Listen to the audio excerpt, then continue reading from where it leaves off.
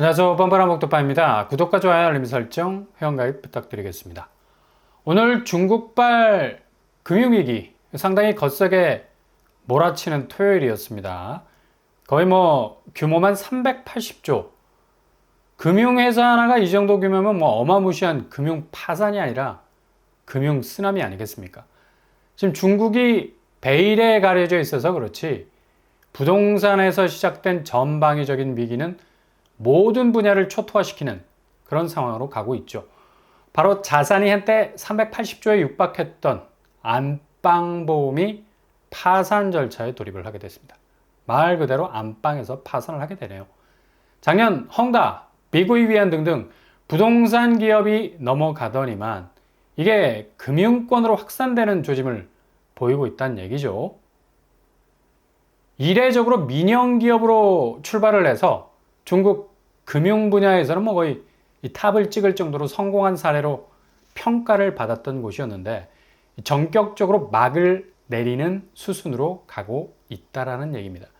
본래 안방보험은 덩샤오핑, 외손녀 사위가 설립한 회사였는데 그러면 덩샤오핑은 중국의 근현대사를 주름잡았던, 아니 중국 자본의 아버지라 불릴 만큼 공산주의 속의 자본의 총알아 불릴 정도로 중국 내 부의 증식을 이식한 사람이었는데 그의 권력이 확대되는 과정 중에 당연히 이런 친족 회사들은 엄청난 규모로 성장할 수밖에 없었겠죠.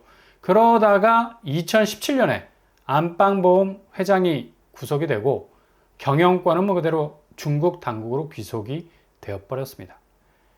거의 그냥 공중분해가 될 정도로 만신창이가 되어버린 건데, 안방보험이 한때 잘 나갈 적에는 한국의 동양생명이나 옛 알리안츠 생명을 인수하는 등 전 세계 주요 금융사들을 대거 인수하는 공격적인 비즈니스를 하기도 했었죠. 아무튼 이렇게 거대한 규모의 금융회사가 그냥 하루아침에 넘어가게 되는 이 파산의 양상은 지금 중국 경제가 얼마나 벼랑 끝까지 가고 있는지를 여실히 보여주고 있는 건데, 얼마 전 중국은 내수 경기 진작을 위해서 기준금리까지 내리지 않았습니까? 거의 1년 만에 단기 전체 금리 인하를 단행을 한 건데, 대출 우대 금리 낮춰주면서 유동성 공급에 나서면서 일단 무너진 부동산 부양을 하기 위한 엄청난 노력을 지금 쏟아붓고 있습니다.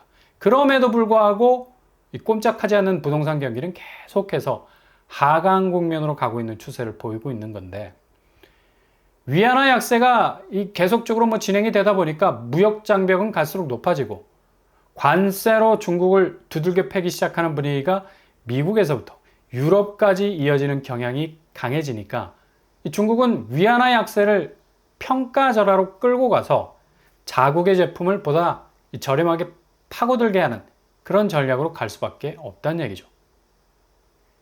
이렇게까지 몸부림을 칠 수밖에 없는 이 중국 상황은 갈수록 지금 어려워지고 있는 내수 경기, 최근 GDP가 4.7%, 시장 예상치인 5.1%보다 크게 미치지 못하는 성적 내면서 하반기 중국 경제 성장률은 갈수록 보릿고개로 넘어갈 가능성 아주 크다고 봐야죠. 결국 한국 부동산의 운명교향곡을 미리 틀어준 이 중국의 시장은 부동산에서부터 이어진 금융사까지의 위기가 연속적으로 터지고 있는 모습을 고스란히 보여주고 있다는 얘기예요. 이거 한국 시장과 거의 닮은 꼴이 아니라 그냥 데칼코마니 쌍으로 작동하는 시장처럼 보이기도 한데, 사이즈만 다를 뿐이지 거의 비슷한 캐릭터를 가진 두 나라라고 보시면 되겠습니다. 오늘 중국 안방보험이 380조 규모의 자산이 날아간 것만큼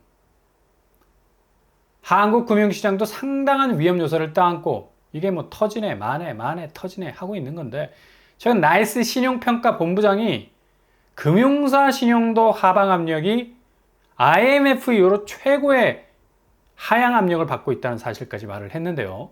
이게 되게 심각한 신호죠.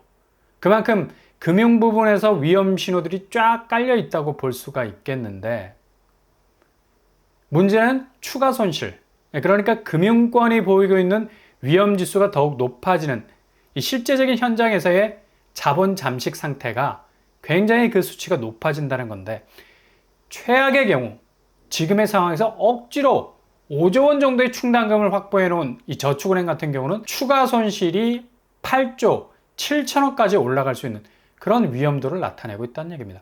그러니까 지금 보이고 있는 위험 지수가 그냥 액면대로 보이는 지수로 나타난 것을 넘어서서 완전히 지금의 한계 상황까지 넘어버리는, 뭐 뒤집어지는 가역적 변화가 일어날 수 있다는 얘기죠.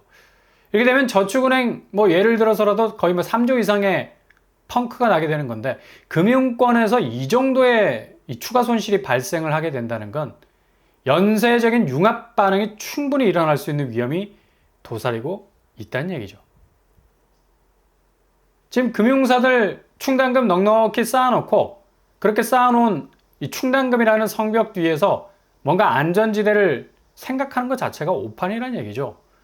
어느 순간에 그 벽이 엄청난 위기라는 수압에 의해서 무너질 수 있는 하방 압력이 쏜살같이 밀려 들어올 수 있다는 얘기인데, 나이스 신용평가사에 의하면 IMF 이후로 최고의 강도를 보이고 있다는 얘기입니다. 특히 금융사들의 신용조정 부분에서 저축은행 같은 경우는 16개사 중에 8개사, 그러니까 거의 절반 이상의 저축은행이 안심할 수 없는 자본 상태를 가지고 있다는 얘기인데, 이게 되게 심각한 지표라는 얘기죠. 금리 상황이 빠르게 변하면서 금융시장 자체의 유동성 부분이 어느 정도 해소가 되는 면이 있다면야 지금의 리스크가 곧바로 해소가 될 것이지만, 지금 상황은 더욱 위기를 고조시킬 수밖에 없는 환경. 초반에 말씀드린 이 중국 무너지는 거 보세요. 결국 부동산에서 시작해서 금융권에서 방점을 찍고 있지 않습니까? 이 연결고리는 지독한 연쇄성을 가지고 있어서 그 고리를 끊어버리고 각자가 도생할 수 있는 구조가 아니란 얘기입니다. 결국 지금 집값이 오르는 신호, 서울 집값의 수준은 세계적으로 유례가 없어요. 아니, 이렇게 규모가 작은 나라, 그리고 닭장 같은 콘크리트 건물 깔고 있는 게 얼마나 자산 가치의 최고봉을 이뤄낼 수 있겠습니까? 실제로 베이징, 홍콩을 제외하면 서울보다 높은 집값을 나타내는 곳은 단 한 군데도 없다는 거 아십니까? 그만큼 수도권의 PIR,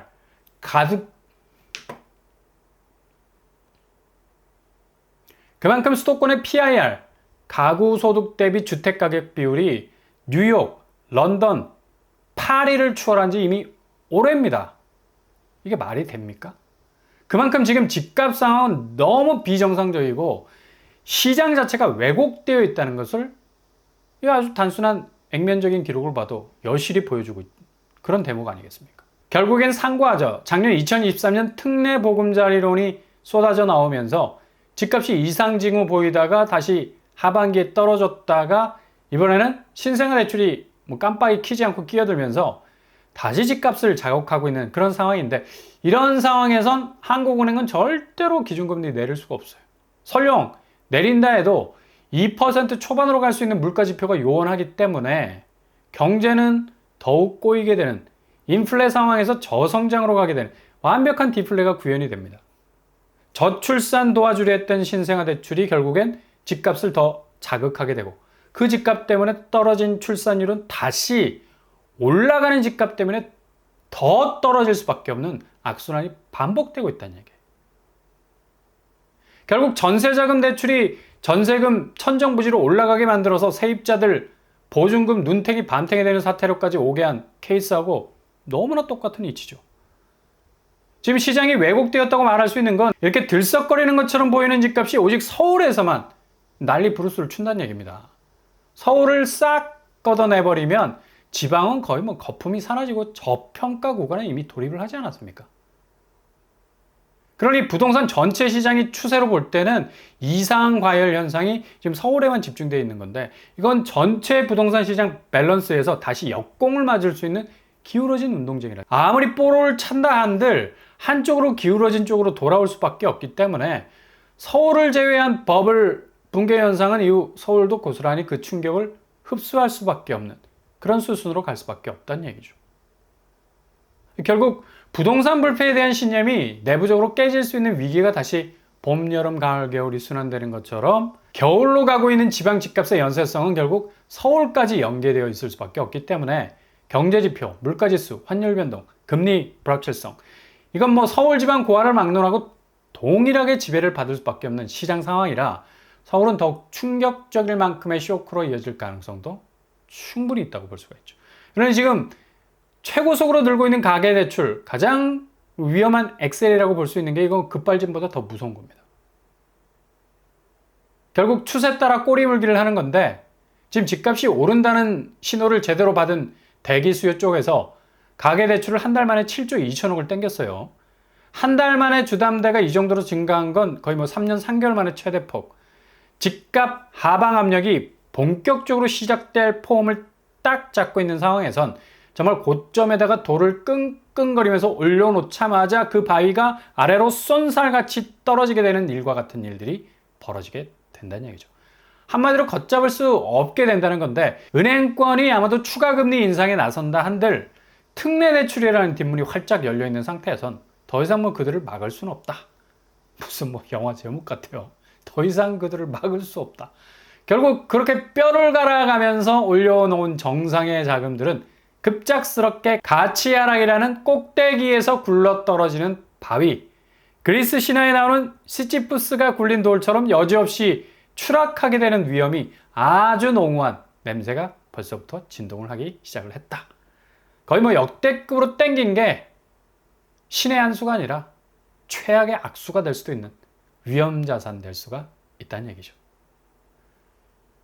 5대 시중은행의 이런 행보는 결국 2021년 4월 9조에 가까운 대출 증가세, 이때는 뭐 거의 집값이 하루 자고 일어나면 1억이 올랐을 때인데, 그런데 지금은 실체가 없는 집값 랠리인데도 7조가 훌쩍 넘어가는 추세.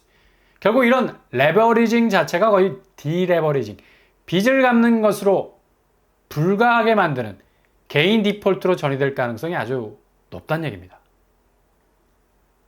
나이스 신용평가사에서 언급한 금융권에서의 자산 건전성에 대한 빨간불이 그쪽에만 들어오는 게 아니라 금융권에서 빌려온 돈이 집이라는 단단한 자산 가치로 업그레이드 되기는커녕 더욱 위험한 자산으로 자리를 잡아버리는, 그냥 은행들이 꽂아준 돈들이 죄다 부실 채권이 돼서 텃밭에서 자라고 있는 뽑아도 고구마 줄거리 그 정도로 엉켜있는 개인 부채의 그 진상들이 연말로 갈수록 기준금리 인하라는 카드를 써도 경제는 더욱 악순환될 거고 물가 지표는 극한으로 가게 되는 아비규환의 상황까지도 연출될 수 있다는 점에서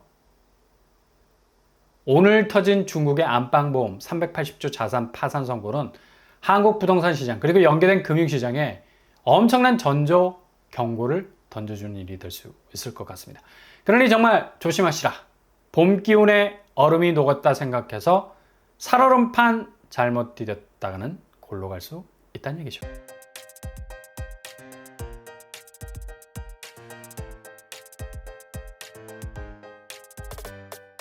오늘의 부동산 캐릭터, 중국발 금융 파산 소식은 충격을 더하고 있습니다.